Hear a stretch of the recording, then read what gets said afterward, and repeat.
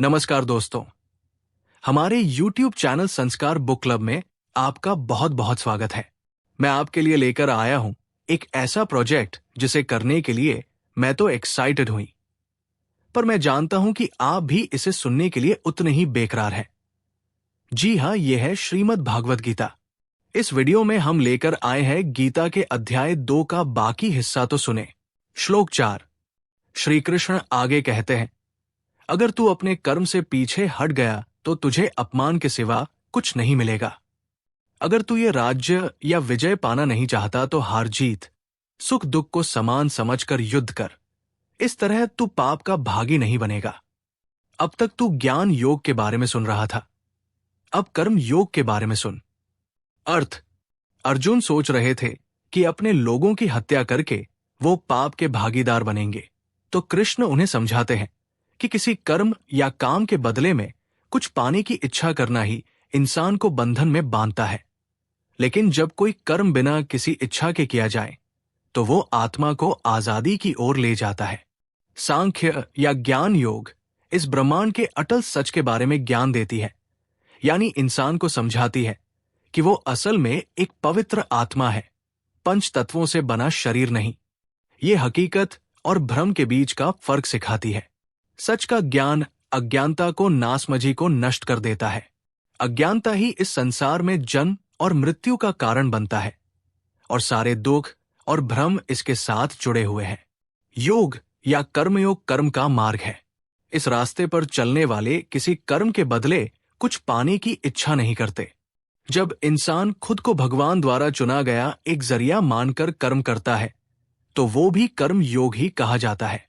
इच्छा और लगाव इंसान के मन में छोटे छोटे निशान या छाप पैदा करते हैं, जो भविष्य के कर्म या एक्शन का बीज बनते हैं। फल की इच्छा किए बिना किए गए कर्म नए कर्म का निर्माण नहीं करते, बल्कि इंसान को आत्म प्राप्ति की ओर ले जाते हैं। यही कर्म योग का रहस्य है। तो आखिर कर्म का बंधन है क्या? कोई भी कर्म जो किसी मकसद के साथ किया जाए या उसके बदले कुछ पाने की चाहत हो, वो सभी कर्म के बंधन में बांधते हैं।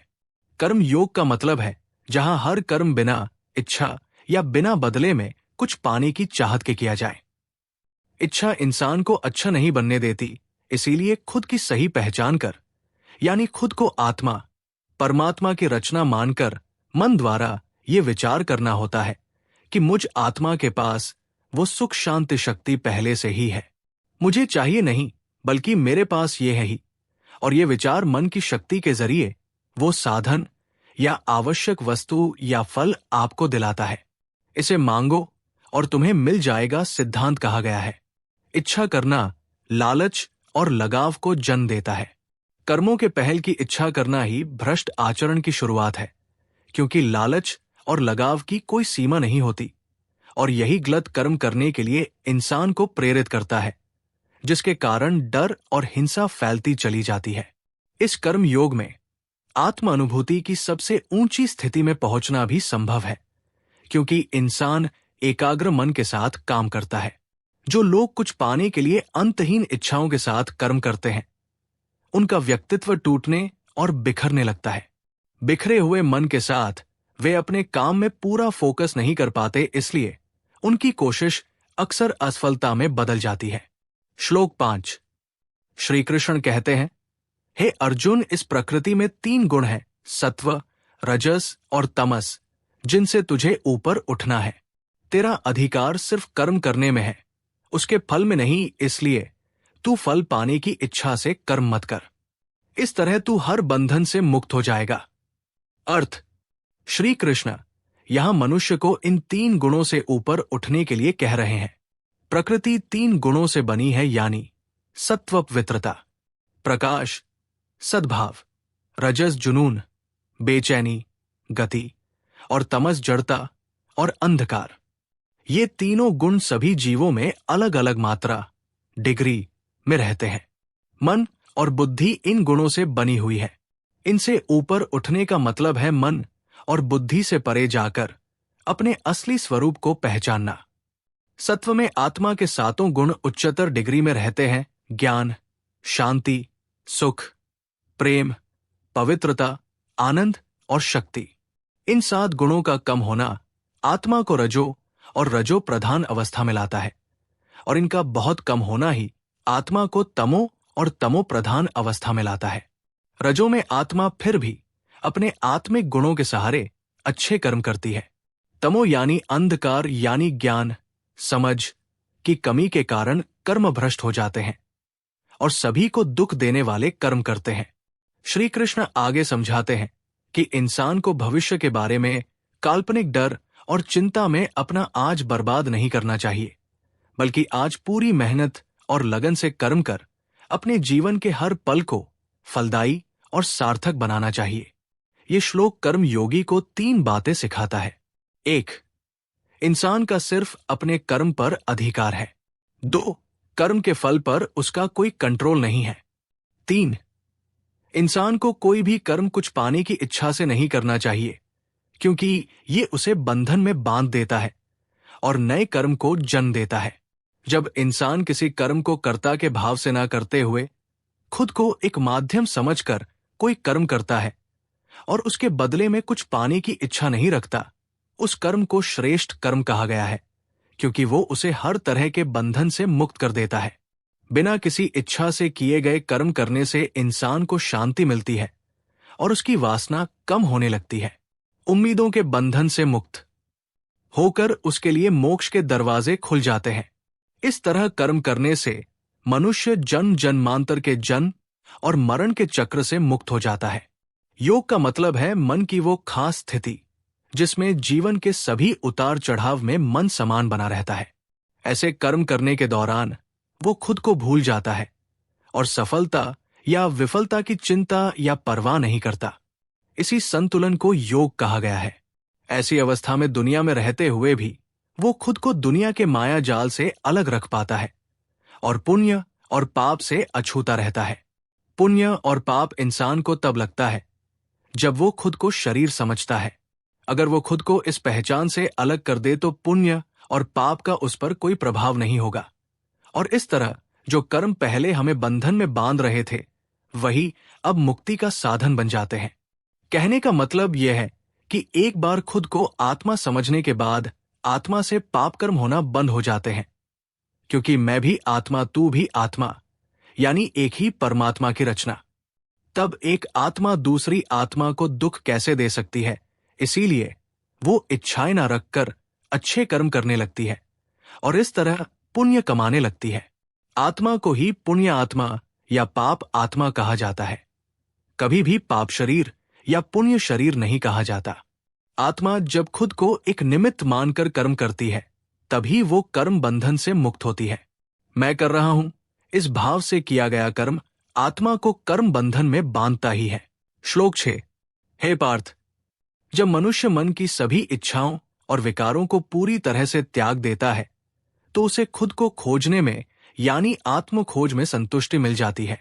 उस स्थिति को स्थित प्रज्ञ कहते हैं। वो जिसका मन विपरीत स्थिति में हिलता नहीं, वो जो सुखों के पीछे भागता नहीं, जो आसक्ति, डर और क्रोध से मुक्त है, ऐसे मनुष्य को स्थिर बुद्धि वाला कहा जाता है। अर्थ, इस दुनिया में दुख और प्रतिकूल परिस्थितियों का कोई अंत नहीं है। जो मनुष्य सुख और दुख की परिस्थिति में समानता बनाए रखे उसे स्थिर बुद्धि कहा गया है। जो इंसान दुख में या खुशी में अविचलित रहता है, अनासक्त, निडर और बिना क्रोध के बना रहता है, उसे स्थिर बुद्धि कहा गया है। स्थित प्रज्ञ 2 शब्द स्थित और प्रज्ञा से जुड़कर बना है। प्रज्ञा का मतलब है समझदार, बुद्धिमान, सच को जानने वाला। स्थित का मतलब है जो दृढ़ता से खड़ा है। इन दोनों शब्दों को मिलाकर अर्थ होता है वो व्यक्ति जो अपने वचन या समझौते के प्रति दृढ़ता के साथ खड़ा रहे या वफादार हो।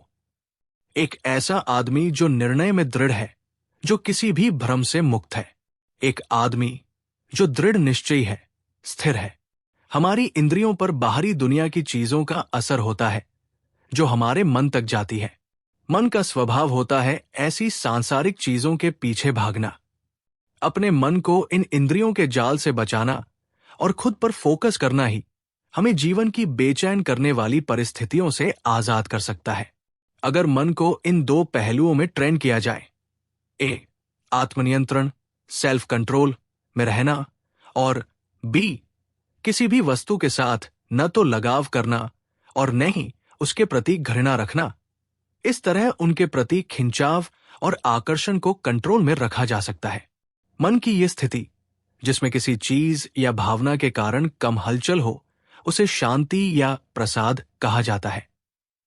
आसक्ति या लगाव वह स्थिति है जब कोई इंसान खुद को एक माध्यम के रूप में नहीं बल्कि कर्म को करने वाले के रूप में मानता है, यानी खुद को कर्ता मान लेता है, और तब उसमें उस कर्म के फल को पाने की इच्छा जागने लगती है, जो उसे बंधन में बांधने का कारण बनती है। जब कोई इंसान किसी चीज के बारे में बार बार सोचता है तो उसके लिए लगाव पैदा होता है, जिससे इच्छा का जन्म होता है। अगर वो इच्छा पूरी ना हो तो उससे क्रोध पैदा होता है, क्रोध से भ्रम होता है, भ्रम से दिमाग पर असर होता है, जिससे बुद्धि का नाश होने लगता है, जो इंसान को उसकी बर्बादी की ओर ले जाती है। लेकिन आत्मनियंत्रण इंसान को संयम के साथ हर खिंचाव और आकर्षण से मुक्त कर शांति देता है। जो मन लगातार संसार की चीजों के बारे में सोचता है और उसी की खोज में आगे बढ़ता है, उसके सही गलत को समझने की शक्ति नष्ट हो जाती है। जिस तरह महासागर उसमें मिलने वाली छोटी छोटी धाराओं से प्रभावित नहीं होता, उसी तरह अपने असली स्वरूप को पहचान लेने वाला इंसान किसी परिस्थिति या सांसारिक खिंचाव द्वारा जन्मी इच्छाओं से परेशान नहीं होता। जो बाहर खुशी को ढूंढता है उसे कभी शांति नहीं मिल सकती। इसलिए अगर शांति अनुभव करना चाहते हो तो अपने अंदर झांको और उस परम तत्व के सच को पहचानो। हर इच्छा का त्याग करना और अपने असली स्वरूप में टिके रहना ब्रह्मा की स्थिति है। अगर कोई इस अवस्था को पकड़ लेता है तो वो फिर कभी किसी भ्रम में नहीं पड़ता, वो फिर कभी बहक नहीं सकता, क्योंकि आत्मभाव में टिक जाना उसे खुशी की सबसे ऊंची अवस्था का अनुभव करा देता है। कारण कि आत्मा खुद को भूली हुई थी और अपनी वास्तविकता को महसूस करके आत्मा अपने सातों गुणों ज्ञान, सुख, शांति, प्रेम, पवित्रता, आनंद और शक्ति को अनुभव करती है। और यही तो जन्म जन्मांतर प्रार्थनाओं में परमात्मा से मांगा था। महाभारत में पांडवों की जीत आत्मशुद्धि को दिखाती है। इसी तरह हर रोज के कामकाजी जीवन में अगर कोई सही कदम या एक्शन लेना शुरू कर देता है तो उसकी कोशिशों से अंत में उसे आत्मा और जीवन के अंतिम मकसद का एहसास हो जाता है। अध्याय 2 का सार। भगवान कृष्ण ने हमें अर्जुन के माध्यम से आत्मा और शरीर के बीच का अंतर सिखाया। हम शरीर, इच्छाएं नहीं बल्कि आत्मा है। वो आत्मा जो अजन्मा और अविनाशी है। आत्मा पूरे ब्रह्मांड में समाई हुई है और हर जीव के अंदर वास करती है। इसलिए हम सभी एक दूसरे के साथ जुड़े हुए हैं। हमने ये भी समझा कि कर्म करते समय हमें उसके रिजल्ट के बारे में सोचकर ज्यादा परेशान नहीं होना चाहिए, बल्कि हमें सफलता या असफलता की चिंता किए बिना अपनी क्षमता का बेस्ट इस्तेमाल करना चाहिए। इसके साथ साथ हमें अपनी असफलताओं से सीखना चाहिए और अपनी असफलताओं से निराश या हारे बिना लगातार आगे बढ़ते रहना चाहिए। एक सक्सेसफुल इंसान बनने के लिए हमें अपनी इच्छाओं को कंट्रोल करने या सीमित करने की भी जरूरत है। आप जो भी कर रहे हैं उसमें अपना पूरा दिमाग लगाएं। आपका पूरा फोकस अपने गोल पर होना चाहिए। आप जो भी काम करते हैं उसे पूरी एकाग्रता और मन से करें। ये गीता के कर्मयोग का मुख्य विषय और आपके द्वारा किए गए काम में सफलता पाने का रहस्य भी है। एक सार्थक जीवन जीने का रहस्य है हमेशा एक्टिव बने रहना और अपने निजी मतलब या परिणामों के बारे में सोचे बिना अपना बेस्ट परफॉर्म करना। रिजल्ट की चिंता किए बिना ईमानदारी से कर्म किए जाने चाहिए। एक्शन के रिजल्ट अच्छे तब होंगे जब हम एक्शन में पूरा ध्यान और एनर्जी डालते हैं और रिजल्ट के बारे में सोचकर खुद को परेशान या बेचैन नहीं होने देते, क्योंकि रिजल्ट तो आपके द्वारा एक्शन में लगाई गई एनर्जी पर निर्भर करेगा। इसका मतलब ये नहीं है कि हमें रिजल्ट की परवाह नहीं करनी चाहिए, लेकिन हमें हर समय सिर्फ पॉजिटिव रिजल्ट की उम्मीद भी नहीं करनी चाहिए, बल्कि सक्सेस और फेलियर दोनों को स्वीकार करना चाहिए और हार माने बिना अपनी गलतियों से सीखकर दोबारा कोशिश करनी चाहिए। अगर आप लगातार अपनी पढ़ाई के रिजल्ट के बारे में चिंता करते रहेंगे तो आप फेलियर के डर से अपना मन और फोकस नहीं लगा पाएंगे। हमने ये भी जाना कि हमारे एक्शन पर हमारा पूरा कंट्रोल होता है, लेकिन उसके रिजल्ट पर हमारा कोई कंट्रोल नहीं है। खुद में सेल्फ कंट्रोल का गुण भी जगाना बहुत जरूरी है, क्योंकि जब हमारी इच्छा पूरी नहीं होती तो हमें गुस्सा आता है, और गुस्सा सही कदम या फैसला लेने में सबसे बड़ी बाधा बनती है। इसलिए गुस्से को कंट्रोल करने का सबसे अच्छा तरीका है हमारी इच्छाओं को कंट्रोल करना या सीमित करना। इस बात को समझें कि हमें बहुत सी चीजें नहीं चाहिए, क्योंकि ये इच्छाएं मन में शुरू होती है और इसका कोई अंत नहीं है। इसलिए हमें अपने मन पर कंट्रोल करना सीखना होगा। एक विद्यार्थी के रूप में अपने लिए हाई गोल सेट करें, अपना बेस्ट दें और अपनी पढ़ाई पर फोकस करें। अगर आप व्यापार करते हैं तो पूरी ईमानदारी के साथ व्यापार करें। अगर आप जॉब करते हैं तो कुछ पाने की इच्छा करने से पहले ये भावना रखें कि आप उस कंपनी के लिए क्या क्या कर सकते हैं। अपने परिवार और अपनों के प्रति अपनी हर जिम्मेदारी को बखूबी निभाएं, लेकिन उनके प्रेम में धृतराष्ट्र की तरह अंधे ना बने कि आप सही और गलत के बीच का अंतर भूलकर गलत कदम उठाने से भी ना चूकें। यदि आपको हमारा यह प्रयास अच्छा लगा तो प्लीज इस चैनल को लाइक, शेयर और सब्सक्राइब करना ना भूले, और यदि आपको इसका नेक्स्ट पार्ट चाहिए तो कमेंट अवश्य करें। धन्यवाद।